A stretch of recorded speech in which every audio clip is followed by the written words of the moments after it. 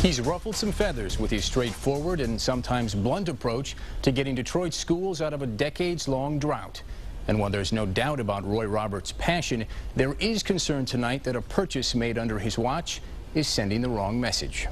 Money is tight in this state, in this school system, in every school system, and it's the same adjustment that you've had to make in your homes. On his first day on the job as Detroit School's latest emergency manager, Roy Roberts made it clear that under his watch, DPS would be doing more with less. The world has changed, and we have every responsibility to change with it. And it didn't take long for Roberts to make deep cuts, quickly announcing almost 900 layoffs, 10% pay cuts across the board that were finalized this week, and the sale of $200 million in bonds, all in an effort to bring down the district's staggering $327 million deficit.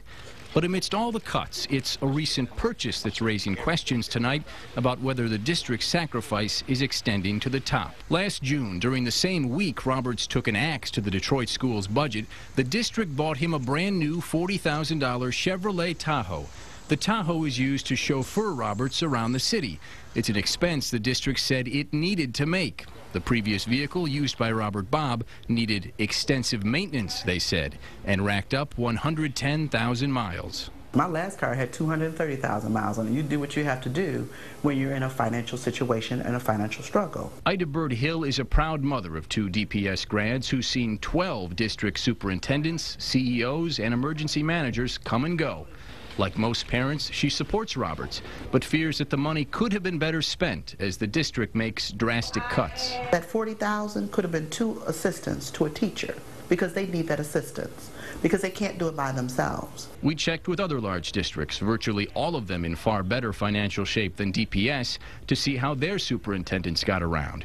In the larger Houston, Memphis, and Columbus school districts, superintendents use their own vehicles, opting to receive a monthly stipend instead.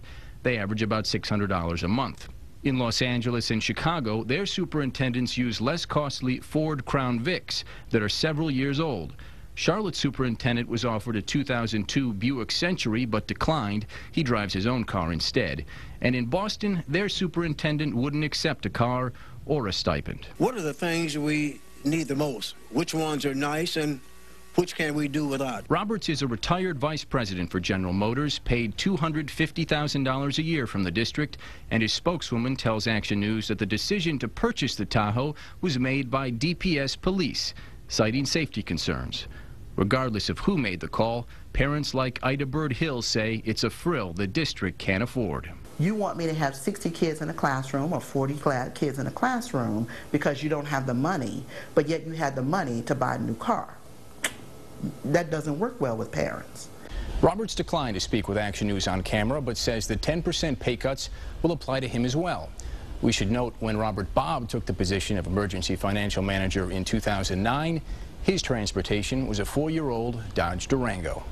I'm Ross Jones, Channel 7 Action News.